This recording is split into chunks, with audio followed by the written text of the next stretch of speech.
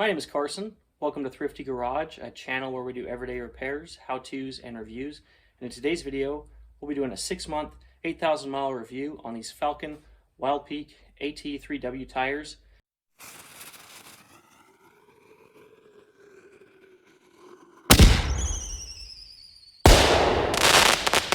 These are the 3-peak mountain snow rated tires in size 285, 75, R16. These are a little bit oversized for my vehicle, a little bit wider, a little bit taller. I've mentioned previously in previous tire review videos why I've chosen to go with that, but in brief summary, it's for a little bit added height for the front plow and just overall look and appearance. So in today's video, we'll be going through these tires, talk about how they've done for me the last 8,000 miles. If you follow along the channel, my previous set of tires in the conditions same as these only lasted to 5,000 miles before the rears completely needed to be replaced and the fronts were not far behind them. So we'll take a look at these tread patterns, see how it's held up. Again, this is an oversized tire. Got a lot of flack on my last video for mentioning all the things that I could have done wrong. But like I've said in the comments in that video, not admitting that I did those things wrong, just wanted to give the tire manufacturer the benefit of the doubt and give viewers that information. So with these tires, when I had them installed, they were a little over $900 installed from a local tire shop. They did an alignment. The alignment was like $70, and then the rest was the tires and disposal fee. So pick these up, brand new, and things you should be looking for is an inflation and then the correct tire size. Obviously here I've modified that, so we'll see some excessive wear because of that.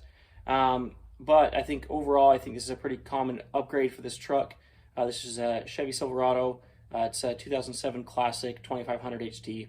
So I'll stop blabbing. We'll get into this and take a deeper look. So first things first, we'll go ahead and take off all the tires and do a rotation. And for the four-wheel drive rotation, I always take the rear tires and send the passenger rear to the passenger front and the driver rear to the driver front. And then I crisscross the front tires. So the passenger side front tire will go to the driver side rear, and the driver side front tire will go to the passenger side rear. So we'll go ahead and move those tires around. We'll catch the driver side tires and take a look at those. Okay, here we've got a look at these tires side by side. The center here is the inside, and the outside is the outside edge of the tires. And on the right hand side here, we've got the front tire, and on the left hand side, we've got the rear tire. So these were inflated from the tire shop, around 80 PSI for the rear, around 60 PSI for the front. That's what the door jam says. That's what they set it at, and that's pretty much the inflation that I've left them at. With my last tire, we experienced excessive wear in the rear, and there is a significant amount of more rear wear on this rear tire. One of the reasons for that is because I do a lot of towing. There's a lot of heavy weight there, and it's also a drive tire, which is one of the reasons for rotation. I should have rotated these about 3,000 miles ago, but we're getting around to it now. So 5,000 mile is the recommended time for rotation.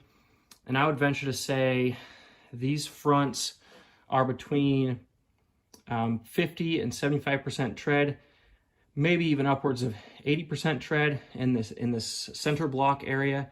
There is some excessive wear on the edges. Seems to be worn more. And you can see on the top there, we've got a little bit of curve, and that is partially due to a narrower rim and a wider tire. So that kind of creates a balloon effect, and you can see that on both tires.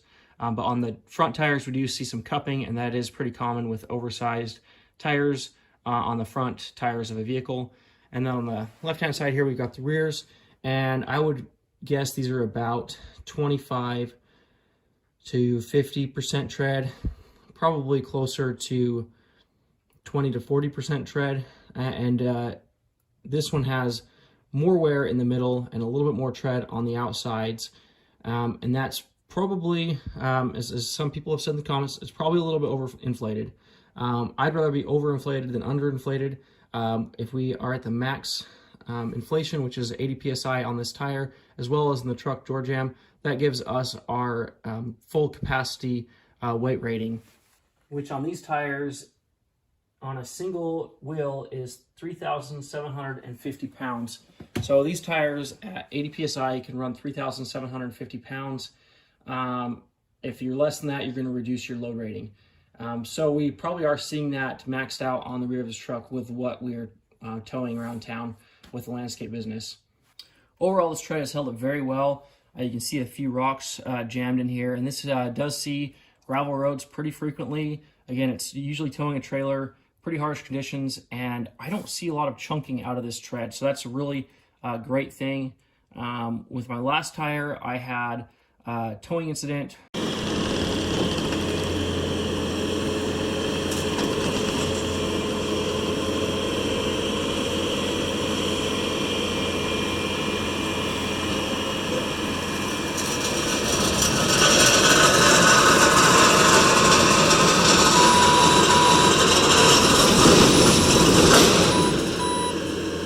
Where the truck skid on the ground with the rear tires, and there was pretty substantial wear in the tire, which is expected.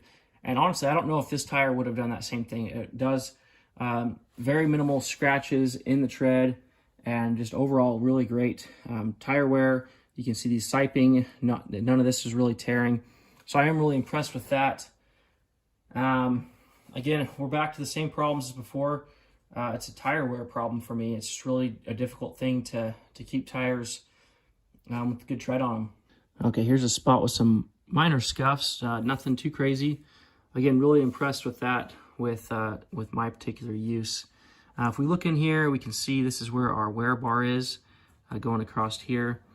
And we are approaching that. We are still quite a ways away from hitting that. These tires, I suspect, especially after I rotate them, we're gonna start wearing on the rears again, and the fronts. These ones will go on the front and they will last a little bit longer. I'm gonna say we'll easily hit 15,000 miles on these tires. Really, I'm shooting for 25,000 miles. We're still a long ways away from hitting the 50, 60, 80,000 miles I'd love to see out of a tire, but I just don't know if it's gonna happen in the conditions that we run them in. So one of the main reasons to go with the Three Peak Mountain and Snow Rated tires is for the added wet weather performance. And to be honest, I have not found a tire that really hooks up great in the wet on this Duramax truck. There's just a lot of power going to those rear wheels, and if the roads are pretty wet, it just tends to spin them. And I haven't found anything great to combat that. These are probably as good as I found with anything else, and as we wear down the tread, obviously we continue to lose traction. Always open to ideas on a better traction tire, but it seems like with most traction tires, you get a softer compound, which causes durability issues, and we're already experiencing that. I'm not sure if I would give up that durability that I'm getting, the 15, 20,000 miles out of these tires. I'm not sure I'd give that up for better traction. Normal everyday wear, like I said, a little bit of cupping on here to be expected. I'm pretty happy with these. If I had to rotate them every 5,000 miles, I think that's pretty good wear pattern.